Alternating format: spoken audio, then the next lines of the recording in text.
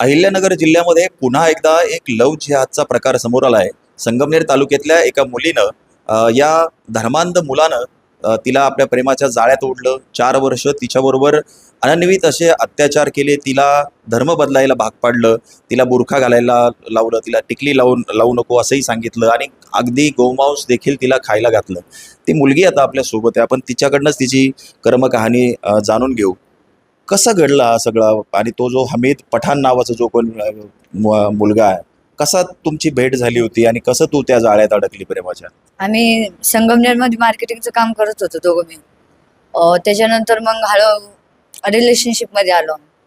नंतर मग घरी थोडी भांडणं झाली, तू अशी अशी पोरं संग बोलती. त्याच्यानंतर मग मी पुण्याला जाऊन राहायला लागलो. तिथं तो पण आलता. मग आम्ही दोघं मिळून काम बिम करायला लागलो. त्याच्यानंतर घरी परत संगमनेरमध्ये आले नंतर लगेच 10-15 दिवसात संगमनेरमध्ये मग सगळ्या लोकांना कळलं आम्ही दोघं राहतोय म्हणून.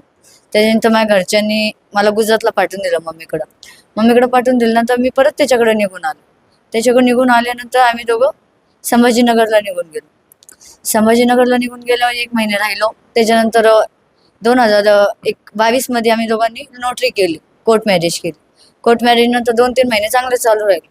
नंतर हळूहळू त्याचे मारणं सुरू झालं, धमक्या सुरू झालं. तो इकडंच जायचं नाही, तो घरीच जायचं. मग नंतर शिर्डीला आलो. ते म्हणे टिकली लावायची नाही, तू काय आता आपलं लग्न झालं म्हणे, आता तो आम्ही जसं सांगत तसं तू राहायचं म्हणे. मग बाहेर जाताना बुरखा घालायचा, टिकली लावायची नाही, या त्या गोष्टी सुरू झाल्या. त्याच्यात घरात भांडणं व्हायला लागले, वादावाद व्हायला लागले, धमक्या वाढायला लागल्या. मग नंतर अजून 6-7 महिने त्याच्यात गेले. नंतर मग मला मुलगा झाला तरी त्याचं मारण काही संपले नाही. मला वाटलं सुधरण, तो काही सुधारला नाही. मग नंतर एकदा त्यांनी आपलं मटण खाण्याचं मला हे केलं, म्हणजे बळजबरी काय खा म्हणून. पण मी काही खाल्लं नाही ते खाल्लं नाही. पण त्याच्यावर तो मला तर मारायचं, पण नंतर घरच्यांना धमक्या द्यायचा की तुम्ही हिला घेऊन जा, नाही तर मीला मारून टाकेन, असं तसं. घरच्यांनी घ्यायला आला परत तिकडून मला परत घेऊन यायचा. आणि घरची याच्यामध्ये माझ्या संग बोलत नव्हती, पण तू धमक्या दिल्याबद्दल त्यांना पण बोलावं लागलं माझ्या संग. मग मुलगा मोठा होत गेला, त्याचं काही थांबलं नाही मारा. थोडं सहन करत गेले, तो काही सुधारला नाही. मग आता 20-15 दिवशी पूर्वी अजून भांडणं झाली. तो सगळं घरातलं म्हणजे पैसे देत नव्हता, आकडेंचा नाद होता त्याला. मग त्याच्याहून घरात भांडणं व्हायला लागलं. तो म्हणे फायनान्सवाल्याने माझा मोबाईल नेला. मी तर म्हणले मोबाईल तर नवीन मी घेतला, मग तुझा मोबाईल नेतील का फायनान्सवाले? नाही म्हणे माझाच नेलाय म्हणे. ते झालं. त्याच्यानंतर सकाळी त्याच्याहून अजून भांडणं झाली. म्हणजे काम तू करायची आणि पैसे तो घ्यायचा, वरून तो काम मारा. करायचं, आम्ही दोघं काम करायचं. पण 6-7 महिन्यापासून मी घरी होते, मी कामाला जात नव्हती. पण मग ते खोटं बोलला ना मला, म्हणे मोबाईल फायनान्सवाले घेतला. पण मोबाईल त्यांनी आकडेवाल्याच्या दुकानात ठेवला होता ना. मग त्याच्यामुळे घरात अजून भांडणं व्हायला लागले. त्यांनी मारामारी केली. मग मी शिर्डीच्या पोलीसवाल्यांना घरी बोलवलं होतं फोन करून. घरी बोलवलं होतं, त्यांनी सांगितलं त्याला समजलं, तो ऐकलं. आणि तो म्हणे तुला आज काही करून मी मारून टाकेन म्हणे. घरच्यांना पण बोलला. मग त्याच दिवशी मी गुजरातला निघून गेले, त्याच 7 तारखेला गुजरातला निघून गेले. त्याच्यानंतर मम्मीला फोन आला म्हणे, तिला तुम्ही घरी घेतलं कसं काय म्हणे, तिला पाठवा म्हणे माझ्याकडे, नाही तर तुमचं सगळं खानदान संपीन म्हणे. आता मम्मी घाबरली. मम्मीने मला संगमनेरला पाठवून दिलं. तर मामाला ते फोन कोण त्रास द्यायला लागला, तर मामा म्हणे आपण पोलीस म्हणजे कंप्लेंट. त्यानंतर पोलीस कंप्लेंट दिली.